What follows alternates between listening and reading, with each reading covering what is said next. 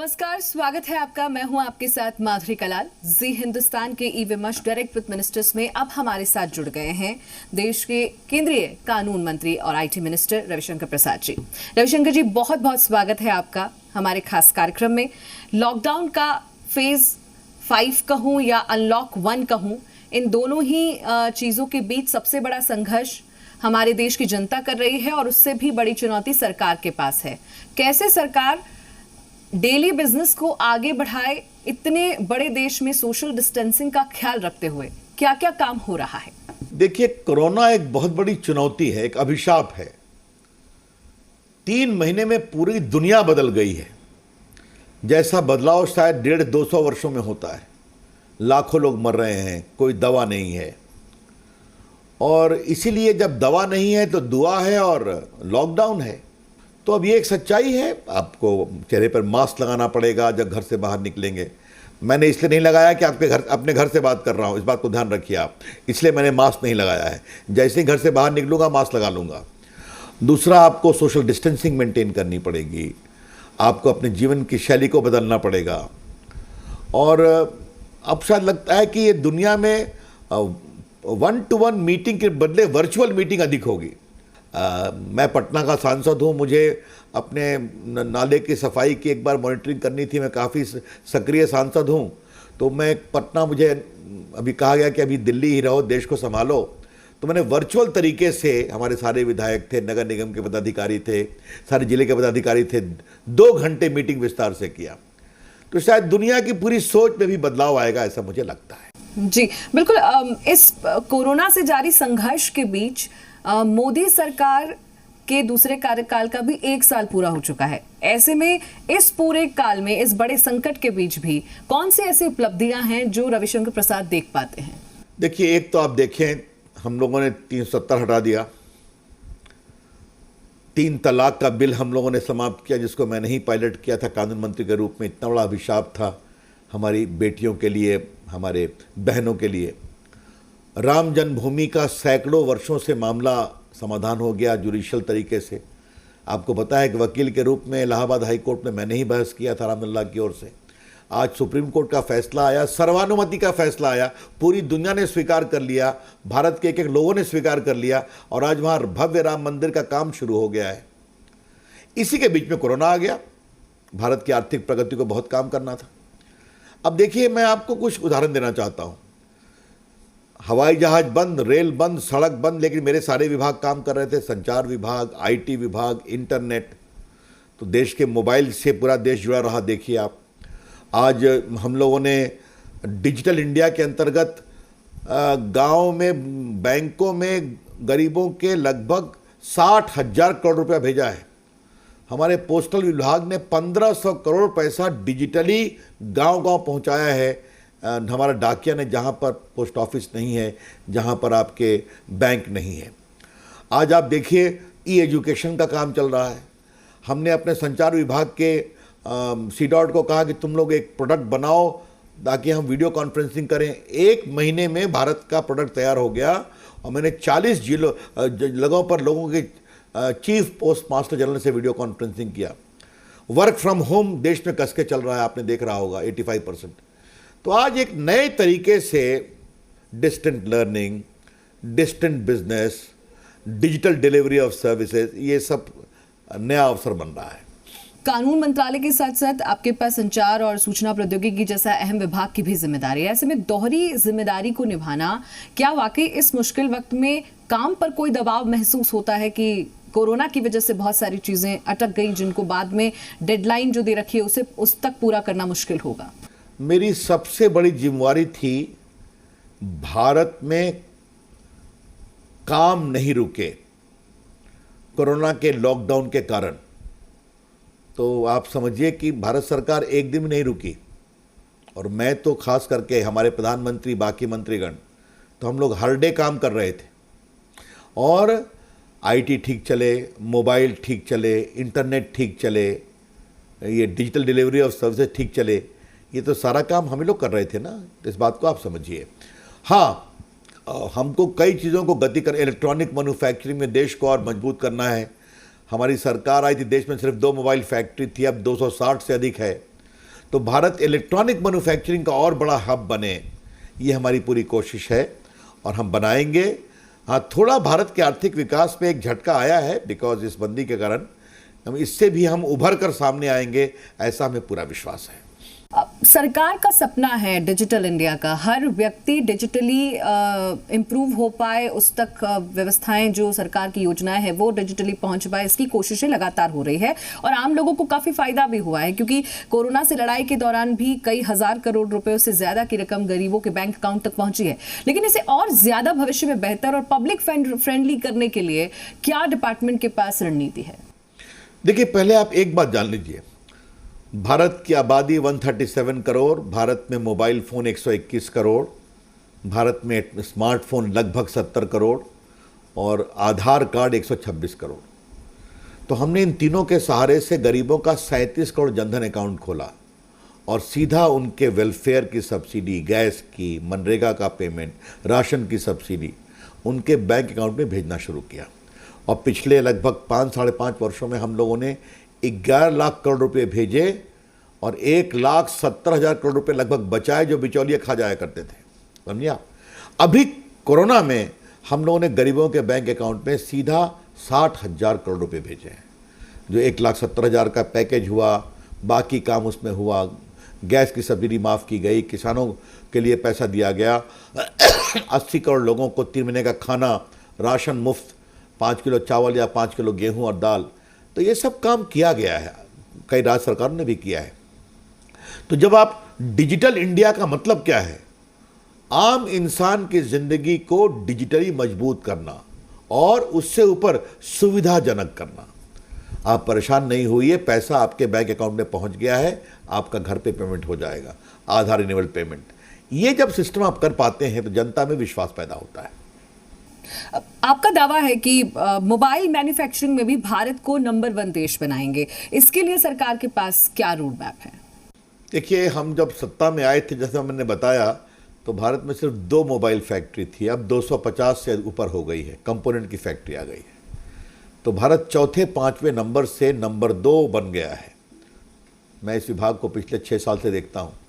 अब हमारा ख्वाब है, हमारी चाहत है, हमारी अपेक्षा है कि हम इसको नंबर 1 बना दें और हम बनाएंगे, आपको बताना चाहते हैं। हम लोगों ने लगभग 7 लाख लोगों को नौकरी दी है इसमें, और इलेक्ट्रॉनिक सेक्टर में भी पहले हमारा टोटल इसका रेवेन्यू था 18,000 करोड़ 14 में, अब इसको बढ़ा के हम ले गए 1,70,000 करोड़। इलेक्ट्रॉनिक में काफ़ी उत्पादन आगे बढ़ा है, तो हम इसको और आगे बढ़ाएंगे। हमने 50,000 करोड़ का पैकेज दिया है, जिसमें 5 ग्लोबल कंपनियां चैंपियन और 5 हिंदुस्तानी कंपनियां, इनको हम बाकायदे पैकेज देंगे, जिसे कहते हैं प्रोडक्शन लिंक इंसेंटिव। बाकी क्लस्टर बने कि बड़ी कंपनियां आए तो साथ में इंसली फैक्ट्रियां भी आएँ उसकी, फिर आपके कंपोनेंट बनना शुरू हो। और देखिए, सिर्फ हमने मोबाइल के लिए नहीं काम किया है, मेडिकल इलेक्ट्रॉनिक्स के लिए भी हम लोगों ने स्कीम लाया है। आज जब इस कोविड के बाद स्वास्थ्य पर अधिक आग्रह होगा, तो आप देख लीजिए, घर में MRI की मशीन बननी चाहिए, एक्सरे की मशीन बननी चाहिए, मेडिकल टेस्टिंग और पैथोलॉजिकल टेस्ट की मशीन। तो भारत हेल्थ इलेक्ट्रॉनिक्स का भी केंद्र बने, इसके लिए भी हमने पैकेज अनाउंस किया है, वो काम भी हम करेंगे। मैं इसमें ही ये सवाल जोड़ रही हूँ सर, क्योंकि मोबाइल मार्केट हुआ या मेडिकल इक्विपमेंट्स की बात हुई, चाइना पे बहुत हद तक दुनिया के देश निर्भर हैं और चीन की बादशाहत को खत्म करना एक बड़ी चुनौती भी होगी। कैसे इस वक्त सरकार इस मसले को देख रही है, चाहे वो फिर सरहद की बात हो, चाहे वो फिर आपके संसाधनों की बात हो, इस बादशाहत वो जो चाइना की बादशाहत वो हमेशा प्रूव करता रहा है, उसको कैसे हम खत्म कर पाएंगे? दूसरी चीज, जो विदेशी कंपनियां चाइना से अपना बिजनेस समेटेगी, उनके भारत तक आने में कैसे हम अपनी जमीन को तैयार कर रहे हैं? देखिए, पहले आत्मनिर्भर भारत किसी देश के खिलाफ नहीं है, यह सिर्फ इंडिया के पक्ष में, इंडिया पॉजिटिव है। पहली बात, भारत के पास क्या क्या है मैंने बताया, 2 से 260 हो गए। भारत के पास सबसे बड़ा दुनिया का एक मार्केट है, यहां भी बनाओ, बाहर भी एक्सपोर्ट करो। दूसरा, भारत के पास बहुत योग्य IT इंजीनियरिंग प्रोफेशनल हैं। भारत के पास बहुत बड़ी संख्या में काम करने वाले वर्किंग क्लास भी हैं। और नरेंद्र मोदी जी की अगुवाई में सहूलियत देने वाली सरकार भी है। अब कई राज्य सरकारें भी काफ़ी सक्रिय हो गई हैं। कभी इस बात को मत भूलिए कि Bharat ease of doing business में 163 से लगभग 141 से 63 पे पहुंच गया। आपको पता होगा, सब कुछ ऑनलाइन आजकल अवेलेबल है। हम लोगों ने टैक्स को भी 15% कर दिया है। तो ये आप देख लीजिए कि ये, और भारत का स्टार्टअप मूवमेंट, भारत में 50,000 स्टार्टअप हो गए हैं, दुनिया का सेकंड हो गया है 4-5 साल में। भारत की आईटी कंपनी दुनिया में बहुत अपना नाम कर चुकी है। तो भारत का आईटी इकोसिस्टम, भारत का ब्रेन पावर, भारत का नॉलेज पावर, भारत का startup movement, working class, Bharat की डिजिटल मार्केट, ये सब भारत के एसेट्स हैं और एक लोकतंत्र, खुला हुआ देश। तो मुझे लगता है कि बहुत बड़ी संख्या में दुनिया भारत की ओर आएगी और कोरोना के बाद दुनिया के मैन्युफैक्चरर्स भारत को एक नए दृष्टिकोण से देखेंगे, ऐसा मेरा पूरा विश्वास है। बिल्कुल सर, आईटी मिनिस्टर होने के नाते आपकी जो जिम्मेदारी आप निभा रहे हैं उसमें मुझे लगता है कि हर व्यक्ति आपके साथ खड़ा है, क्योंकि अब हम बदलते वक्त के साथ ज़्यादा से ज़्यादा डिजिटल होना पसंद करेंगे। हर व्यक्ति के पास मोबाइल से हर काम हो पाए, ऐसी कोशिश हमारी रहेगी। लेकिन एक और मंत्रालय आपके पास, कानून मंत्रालय, इसलिए ये सवाल पूछ रही हूँ। हाईकोर्ट और सुप्रीम कोर्ट के सामने कई बार जनहित याचिकाओं की बाढ़ आ जाती है और बाढ़ सी है अभी भी। तो क्या ऐसा है कि कहीं ना कहीं कामकाज में जानबूझकर लोग अड़ंगा लगाते हैं? कई ऐसे पीआईएल का इस्तेमाल कुछ संगठन बहुत गैर वाजिब तरीके से भी करते हैं। इसके लिए भी कोई व्यवस्था है आगे? आपने कुछ विचार किया है इस पर? देखिए, मैं जनहित याचिका का सिद्धांत समर्थक हूं। गरीबों के लिए, कहीं भ्रष्टाचार का मामला हो, कहीं एब्यूज ऑफ पावर हो, क्यों नहीं, जरूर जाना चाहिए। जो पब्लिक स्पिरिटेड इंडिविजुअल्स हैं, आपकी जानकारी के लिए, बिहार में 2 बड़े जनहित याचिका मैंने ही बहस की थी पटना हाई कोर्ट के वकील के रूप में। जो बिहार का चारा घोटाला था 2000 करोड़ का, जिसमें एक मुख्यमंत्री, कई मंत्री, कई ऑफिसर, आईएएस ऑफिसर जेल में गए, उसमें सीबीआई इंक्वायरी की मांग करने की याचिका मैंने ही बहस की थी। अलकतरा घोटाला, बिटुमिन स्कैम भी मैंने ही बहस किया था, कई मंत्री जेल में गए। तो ये ठीक, मैं लाल कृष्ण आडवाणी का भी वकील था, रथ यात्रा में उनको गिरफ्तार किए गए थे। लेकिन सुप्रीम कोर्ट ने स्वयं कहा है कि public interest litigation publicity interest litigation नहीं बनना चाहिए और प्रेशराइज इंटरेस्ट लिटिगेशन नहीं बनना चाहिए। आज भी प्रामाणिक लोग जनहित याचिका में जाएं, हम उसका स्वागत करते हैं। आज भी लोगों ने गए, कुछ लोग निर्देश दिया है। लेकिन एक बात आप जान लें, जिनको जनता हरा देती है चुनाव में, तो हारे हुए हताश लोग पीआईएल करके देश नहीं चलाएंगे कोर्ट के कॉरिडोर से। मैं फिर रिपीट कर रहा हूं, जिनको जनता ने चुनाव में हरा दिया, तो हारे हुए हताश लोग देश की राजनीति को कोर्ट के गलियारों से प्रभावित नहीं करेंगे। यह मैं आपसे बहुत विनम्रता से कहना चाहता हूं। ये कौन लोग हैं? ये वही लोग हैं जो अपने तरीके से न्यायपालिका पर दबाव बनाते हैं कि नहीं बनाते हैं। याद करिए, सुप्रीम कोर्ट के एक मुख्य न्यायाधीश के खिलाफ इन्होंने इम्पीचमेंट की कार्रवाई करने की कोशिश की थी। जब बाद में उपराष्ट्रपति जी ने उसकी अनुमति नहीं दी, सैंक्शन नहीं किया, तो उसको आपने चैलेंज किया, फिर चैलेंज करके फिर विड्रॉ कर लिया। ये कौन सा दबाव था? ये राम जन्मभूमि के केस की सुनवाई हो रही थी, तो किसने कहा था कि इसकी अभी सुनवाई रोक दीजिए, चुनाव के बाद करिएगा? ये सब दबाव की राजनीति है। और हम लोग जो हैं, इस बात को ध्यान रखिए कि चाहे वो माननीय नरेंद्र मोदी जी हों, राजनाथ जी हों, आपके स्वर्गीय सुषमा स्वराज, अरुण जेटली, उपराष्ट्रपति वेंकैया नायडू, शिवराज सिंह चौहान, मैं स्वयं या सुशील मोदी बिहार के उप मुख्यमंत्री, ऐसे हमारे दर्जनों सैकड़ों लोग हैं जिन लोगों ने आपातकाल का विरोध किया था। इंसान की आज़ादी, आपकी मीडिया की आज़ादी और न्यायपालिका की आज़ादी, जब जजेस को सुपरसीड किया जाता था। एचआर खन्ना ऐसे ईमानदार जज को चीफ जस्टिस नहीं बनने दिया गया क्योंकि उन्होंने नागरिक के हक में फैसला किया था। तो ये हमारी विरासत है और उनकी विरासत क्या है मैंने आपको बताया है। तो कृपया करके ऐसे लोग देश की राजनीति को कोर्ट के गलियारों से न चलाएं। हमें चुनाव में हरा दें, हम मान लेंगे बात, लेकिन हारे हुए लोग नहीं चलाएंगे, ये मैं कहना चाहता हूं। बिल्कुल। मेरा एक सवाल सर राष्ट्रीय न्यायिक नियुक्ति आयोग के संदर्भ में आपसे है, जिसमें बहुत सारा विवाद हुआ, उसके बाद याचिकाएं लगाई गई कि कानून मंत्री की मौजूदगी उसमें नहीं होनी चाहिए, जबकि प्रधानमंत्री की इस पूरे मामले में प्रधानमंत्री की निष्पक्षता पर भरोसा बहुत जरूरी है। आपका क्या विचार है सर इस पर? देखिए, वो हम कानून लाए थे, उसको पूरी संसद ने और देश की 50% से अधिक विधानसभा ने सर्वानुमति से पास किया था, सर्वानुमति से। अब सुप्रीम कोर्ट ने तोड़ दिया जी। हम सुप्रीम कोर्ट के निर्णय का हमने सम्मान किया, लेकिन आपने इस बात को उठाया है तो उस निर्णय में सुप्रीम, और देखिए कॉलेजियम सिस्टम के बारे में कई लोगों ने अपनी आपत्तियां, कई जजेस ने भी कहा है कि इसमें सुधार होना चाहिए, बिल्कुल, लेकिन सुप्रीम कोर्ट ने तोड़ने के फैसले में क्या कहा? बिल्कुल बिल्कुल ये कहा, क्या नहीं, सुन लीजिए, जो कि कानून मंत्री बैठेगा इस कमीशन में, इसलिए उससे जज बनेगा, वो सरकार के खिलाफ कैसे फैसला करेगा। अब ये तर्क थोड़ा उचित नहीं है, क्षमा करिए, बड़े विनम्रता से कह रहा हूं। हाँ। मैं कोई भी फैसला करता हूं तो मैं प्रधानमंत्री के सहयोगी के रूप में करता हूं, वो हमारे नेता है। वित्त मंत्री करते हैं तो वो उनके भी नेता है जी जी। रक्षा मंत्री करते हैं। आज भी जज की नियुक्ति में मैं साइन करता हूं, फिर प्रधानमंत्री करते हैं, फिर राष्ट्रपति करते हैं। प्रधानमंत्री अगर अगुवाई में देश चलता है तो वो भारत के राष्ट्रपति को बनाते हैं, भारत के उपराष्ट्रपति को बनाते हैं, सेना के अध्यक्षों को बनाते हैं, CAG, CVC, chief election commissioner. Bharat की जनता देश की सुरक्षा के लिए उनको ट्रस्ट करती है। तो देश का संविधान भारत के प्रधानमंत्री में इतना विश्वास करता है, और एक ईमानदार जज नहीं बन पाएगा भारत के प्रधानमंत्री की अगुवाई में, ये तर्क ठीक नहीं है। इसलिए हमने उस निर्णय को माना है, लेकिन मैंने एक बार पहले भी कहा है, आज आपके चैनल पर भी कह रहा हूं, देश का कानून मंत्रालय और कानून मंत्री पोस्ट ऑफिस नहीं है। जजेस की नियुक्ति में स्टेक होल्डर भी हैं, और हम अपनी बात रखेंगे विनम्रता से।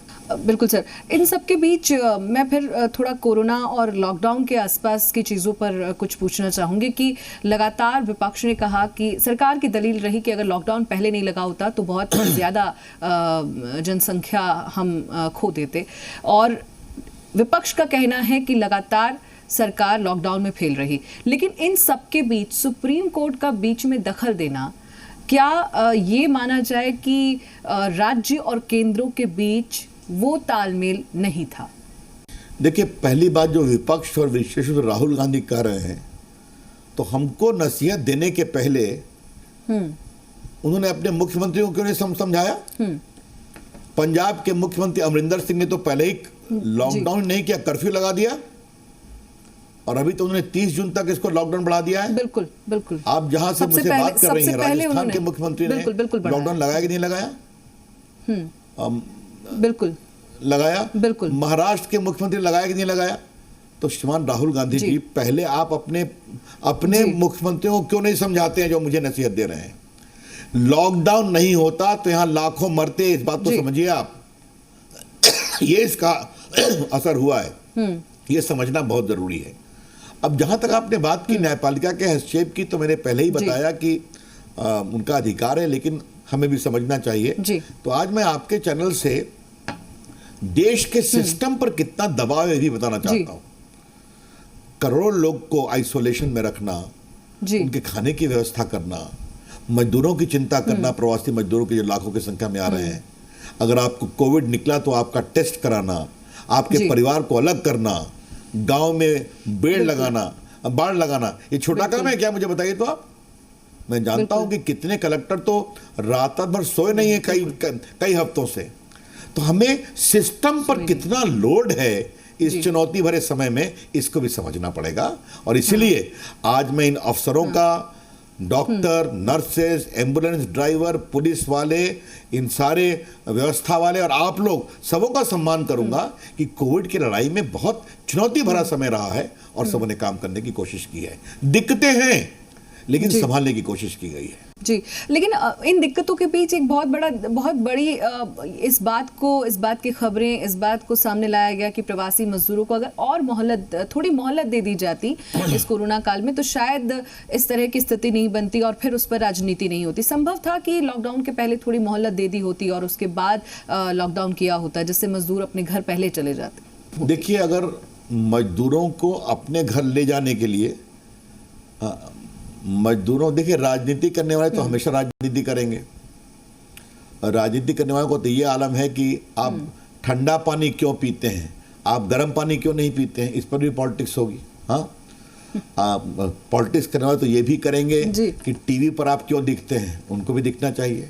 अब इसका तो कोई जवाब नहीं है हमारे पास ना, लेकिन आपने मुझसे पूछा तो मैं पूछ रहा हूं, क्या प्रवासी मजदूर एकाएक अगर उनको हम पैनिक करके कहते कि भाग करके आओ, तो उसमें कितना वक्त लगता मुझे बताइए तो, व्यवस्था करने में, जी। उनको लाने में, ट्रेन को भेजने में, जी, जी, उनको हर प्रदेश से इकट्ठा करने में जी कम से कम 15 से 20 दिन। आप समझ रही हैं? जी तब तो कोरोना फैलता जाता। तो लॉकडाउन का यही उद्देश्य होता है बिल्कुल कि आप जहां हैं वहीं रहिए ताकि ये फैले नहीं। और ये कठिनाई हुई है, प्रवासी मजदूरों की पीड़ा से हम सभी दुखित हैं और हमें भी पीड़ा होती है। मैं बिहार से आता हूं कि हमारे मजदूर कई पैदल जा रहे थे, लेकिन आज ये सच्चाई है नहीं कि लगभग 4000 से अधिक ट्रेनें चलाई गई। आज बिहार और यूपी में हजारों ट्रेनें गई हैं, बिल्कुल लाखों मजदूर पहुंचे हैं, आपके राजस्थान भी पहुंचे हैं, बाकी जगह पहुंचे हैं। तो ये होना चाहिए, लेकिन राजनीति की एक सीमा होनी चाहिए। कम से कम इस चुनौती भरे समय में एक स्वर में बोले तो अच्छा रहता है। ये बहुत नाजुक वक्त है सर, और ऐसे में सियासी आरोप प्रत्यारोप कम हो और काम ज्यादा हो तो शायद जनता के पास भी सही चीजें पहुंच पाए, और इसी की उम्मीद सरकार से लोग कर भी रहे हैं। लेकिन इन सबके बीच मैं थोड़ा सा हाल के जो हालात अभी देश में चल रहे हैं, चाहे वो स्वदेशी सामान को अपनाने की बात हो, आत्मनिर्भर के नारे को मजबूत करने की बात हो, चीनी सामान को या चीन से आए सामान को बायकॉट करने की बात हो, के साथ साथ साइबर सुरक्षा कितना बड़ा इस वक्त चुनौती भरा आपके लिए मान रहे हैं आप? देखिए, साइबर चुनौती है। कुछ देश, चाहे पाकिस्तान या कुछ और देश, खुराफात करवाते हैं, और कुछ लोग जो नॉन स्टेट एक्टर्स हैं। तो हमारा सिस्टम काम करता है साइबर सिक्योरिटी को लेकर। हम लोग बहुत सख्ती के उसको संभालने की कोशिश करते हैं। हमारे विभाग का सिस्टम है, होम विभाग का सिस्टम है, मिलिट्री इंटेलिजेंस का सिस्टम है, हमारे राष्ट्रीय सुरक्षा सलाहकारों के पूरी अगुवाई में वो काम होता है। तो हम लोग मिलकर समन्वित रूप से काम करते हैं। लेकिन मैं आपसे एक बात कहूं जी, अगर आप नेशनल हाईवे पर चलेंगी गाड़ी से तो कभी एक्सीडेंट भी होता है ना जी। तो क्या एक्सीडेंट के कारण गाड़ी चलना बंद कर दिया जाए? सावधानी रखिए, स्पीड लिमिट का पालन करिए, सीट का बेल्ट लगा के चलिए। तो सावधानी होगी तो कठिनाई नहीं होगी, दुर्घटना नहीं होगी। शराब पी के गाड़ी मत चलाइए। उसी प्रकार से आप डिजिटल चीजों का प्रयोग करते हैं तो अपना मोबाइल नंबर किसी अनजाने व्यक्ति को मत दीजिए, अपना मोबाइल नंबर किसी अनजाने व्यक्ति को मत दीजिए, अपना पासवर्ड किसी अनजाने व्यक्ति को मत दीजिए। ये सारी बातें हैं, इसका ध्यान रखना चाहिए।